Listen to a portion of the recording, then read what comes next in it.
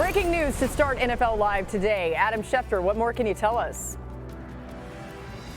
Laura, Pete Carroll is out as the Seattle Seahawks head coach. The most surprising change so far during this head coaching cycle. He's a legendary figure. The Seahawks would like to keep him within the organization in an advisory role. That is the plan right now. We'll see if there's another team that is interested in interviewing Pete Carroll for a head coach opening that they currently have. But Seattle is going in a different direction. This was a season in which I think Pete Carroll struggled to connect to some of these young players. There was the incident this past weekend, which he dismissed, where the players were smoking cigars in the locker room after they won a game, despite the fact that they didn't make the playoffs. A lot of instances like this throughout the course of the season. And ultimately, the Seahawks owner, Jody Allen, decides to go in a new direction. And now the big decision will be who makes the ultimate decision on who the next head coach will be in Seattle, whether it's Jody Allen or the general manager, John Schneider. But they are now at a crossroads and going in a new direction. We'll see which direction they go, but Pete Carroll is out. Yeah, and as you mentioned, Adam, still expected to have an advisory role with the Seahawks. Adam with us for the next hour with all the reaction on this news and some more news as we welcome you into NFL Live. Dan Orlovsky, Andrew Hawkins. We've got Mina Kimes joining us here and Marcus Spears. I'm going to go to Mina first. Mina, as somebody who knows this Seattle organization really well, what's your reaction to this surprising news? Shock first. I mean, Pete Carroll is the greatest coach in the history of the organization. I would say he's also one of the greatest coaches in the history of the sport. His record of wins speaks for itself, but it's worth noting to accomplish that across so many years with different quarterbacks is incredibly difficult to do in the modern NFL. He is an amazing leader, an unparalleled facilitator of culture, and a tremendous developer of talent. The Legion of Boom era Seahawks, one of the best defenses in NFL history, had his stamp all over them. The way he developed those players, some of whom will be in the Hall of Fame, is incredible. But I do think it is the defense that led us to this moment with the team, or the struggles of the defense this year, with the playoffs in hand, with a chance to determine their own destiny, losing to the Steelers the way they did, the defense ultimately finishing 28th in DVOA this season. They've been below average in that metric, in most metrics, 5 of the last 6 seasons. That is Pete's side of the ball.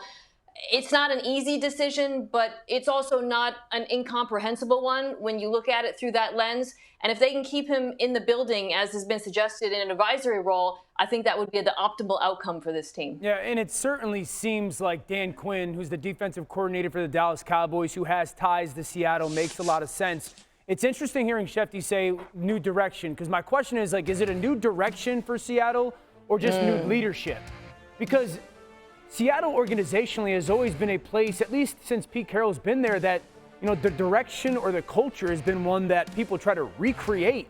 And it doesn't seem like that's been lost. Maybe the performance on the field hasn't been like when they were going on some Super Bowl runs. But that's why I say if it's just new leadership that's wanted, but that same kind of cohesive direction, Dan Quinn and the way that he coaches and the ties that he has to that organization makes a ton of sense. Yeah, and I agree Dan Quinn is a great option. And I think, you know, we're all shocked by Pete Carroll moving on from the Seahawks in a head coaching role. But the reality is it probably has run its course, not in a bad way. He's an incredible coach. They have an incredible culture. The main job of a head coach is to know the X's and O's and motivate the Jimmies and the Joes. And that's what Pete Carroll does really well. But over time, some of those sayings, some of those stories, they get old, and you have to reset your roster. And we've been through a couple of resets with Pete Carroll, and I think it's just the time now and advantageous for the organization because of the level of head coaching candidates available in this current moment. All right, Adam, 1 second. Dan, go ahead. Schefter, how much money is left on Geno Smith's contract moving forward, both years and how much is guaranteed?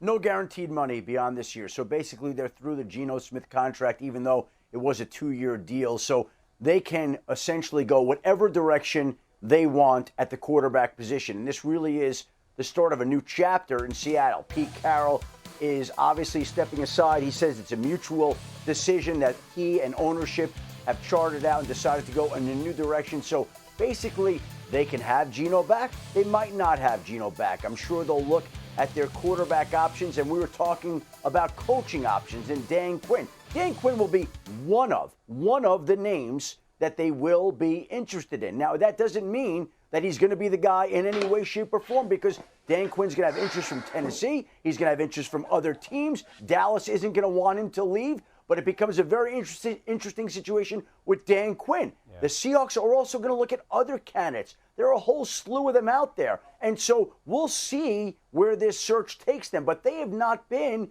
in this position in over 14 years. And so it's a chance to really reevaluate the organization and move forward and set a new course here to see what direction they want to go. Dan Quinn will be one of the names. He will not be the only name, and it is certainly no sure thing that Seattle will be his only option. Yeah, I don't think there's much else to say about the progression going forward. You know, we'll see what candidates step in, but to wax poetic about Pete Carroll and how he set the culture, that was the thing that MK said that made my eyes open. And when I heard this news, you always want to leave it better than when you came, and I absolutely believe that Pete Carroll put Seattle where they needed to be. This team was in prominence when I was in the league. This is when all of this started. And you think about his run at USC, it's very rare. That's why everybody is shocked and we have these type of reactions, because success is hard.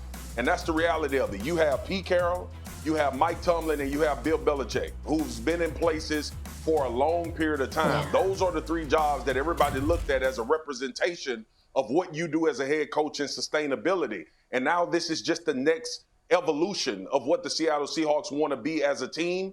And the hard thing about it is you don't know if it's going to get better or is it going to get worse, because we know that Pete Carroll can always bring this team to a point where they are in contention. So I look forward to the future. I think Pete Carroll is going to be very important in how this organization moves forward if he so chooses. But his run and his tenure is why we think of the Seattle Seahawks like we think of them right now.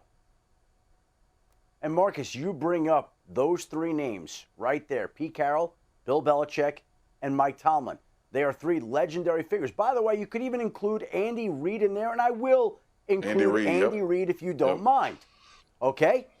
We see today the Seahawks and Pete Carroll mutually decide to go their own ways. We are awaiting a decision in Foxborough about the future of Bill Belichick.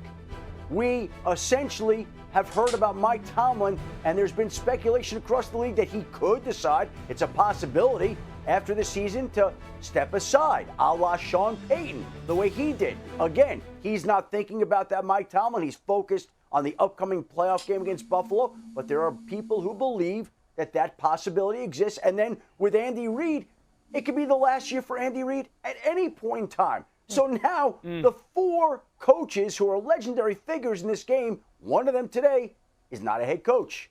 Waiting on Belichick. Yeah. That could very well be two. We wait to see what happens with Mike Tomlin after the game and what happens with Andy Reid after the season, because that will be a question for him every year after the season. Do you want to come back and coach again? One down today, three other questions out there that exist. Yeah, Adam, it could be the ushering in of a new era in head coaching in the NFL that we're seeing right now. Mina mentioned yesterday on this show, it may be the best class of potential head coaches that we've seen in quite some time, maybe even ever. Now 7 jobs open, these teams looking for head coaches and looking for new directions, different leadership. Mina, as it relates back to the Seahawks, as we continue to address the breaking news today of Pete Carroll stepping away, how attractive is this job in Seattle? I think it's a very attractive job. I think that this roster has a lot of talent, and they underperformed relative to that talent, which again is probably why we're here with this decision.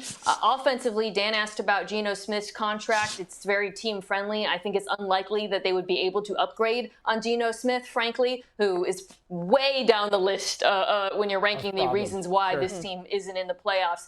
There's issues with pass protection. Defensively, there's some positions I think they need to upgrade at, off-ball linebacker, edge. But when I look at this roster, they do look to me like a playoff caliber roster. And I have to think that would be attractive to some of the head coaching names we've been throwing around. Yeah, MK, I think your points on the team are spot on. So a couple things just hearing you guys and Schefter talk. When it comes to his potential replacement, number one, I think we have to figure out or find out why they actually made this decision. And was it mutually exclusive? You know, because you hear Schefter say maybe there was a struggle to connect with some of the younger players. So that makes me think, will that new head coach be someone who is of younger age? The Seattle Seahawks have the 16th pick in the NFL draft. To Mina's point, I don't think you're upgrading at quarterback this year with the 16th pick. So it's either going to be who's the head coach, is it offensive or defensive minded, and then what are they going to do? Are they going to keep Geno on the team-friendly contract, or are they going to try to move up? We know that they tried to, or at least had interest in going to get Anthony Richardson up last year. So I think there's a lot of unknown questions right now, both with the head coach and also what they're going to do at the most important position. Because in that division, San Francisco and the Rams, they're not going anywhere. Kyler Murray back healthy in Arizona as well.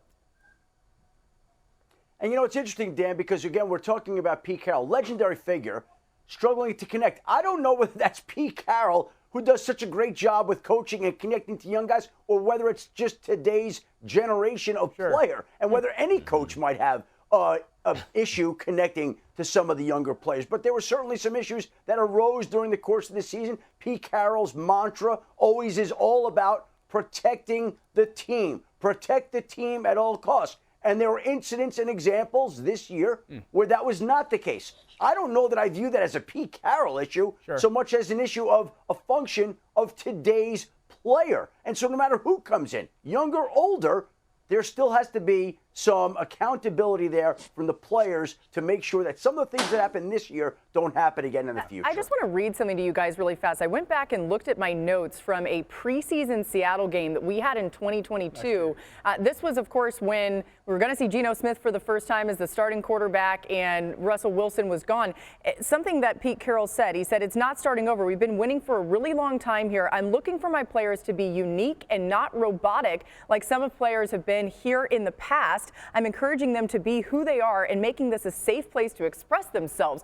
That's what he said, like a little bit over a year ago. It's interesting when you think about that, Hawk, and some of the reporting that Adam's telling us and some of the narrative around this change. Yeah, no, exactly. And to your point, it's tough to say. The game of football is changing. The players are different. I think you're seeing the same thing in New England with Bill Belichick. Are they going after Vrabel? It would make sense because he is closer to that generation. And the same with Dan Quinn, or at least, how he's worked with players thus far. I think it's a super attractive job. My question becomes if, the Seattle Seahawks are eventually going to be sold, is this going to be a place that a head coach feels, secure Safe. in their job? Because if a new owner comes in and wants their guy, is this the right decision with all the other options out there? Yeah, well, I lean into a lot what Dan said, Hawk, about how, all you got to do is look at the recent history of when new coaches come on, it's usually a new quarterback. Right. It's usually a guy that they want to have in their own vein. And that's the thing that I think about in the strength. And we know who leads these organizations when it comes to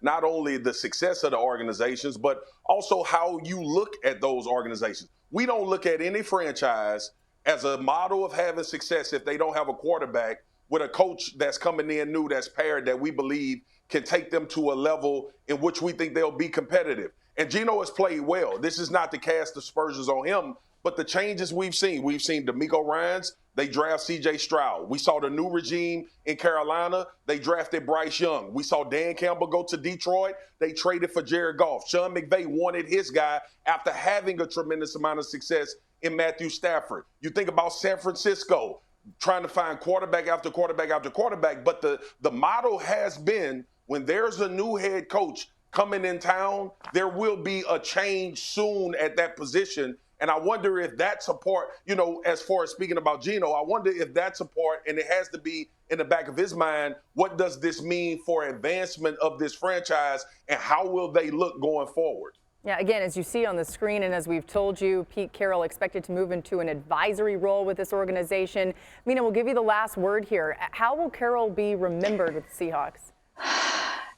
I'll just draw on things that I've heard from players who played on those great defenses, Cam Chancellor, Bobby Wagner, Michael Bennett, who I've had the chance to interview and spend time with over the years. And there's two things that come to mind. One, the brand of football, defensive football, that Pete Carroll coached, the scheme that he implemented was so physically dominant, they had to change the rules in football because of it. So I think he'll always be remembered for that. And then the other thing, talking to those players, I've spoken with a lot of players about their former coaches. I don't think I've ever met players talk about a former coach the way they talk about Pete Carroll, the impact that he's had on them on and off the field. They would run through a wall for him. And I think when we think back on his legacy in Seattle, when you look at the way players talk about him, the players who have come back to that organization, that is something that he did at a level that we may never see again. Oh, I just got chills. And Mina, that would be true for the college players as well that he coached. Carroll, one of 3 head coaches to win both a Super Bowl title and an AP national title in college alongside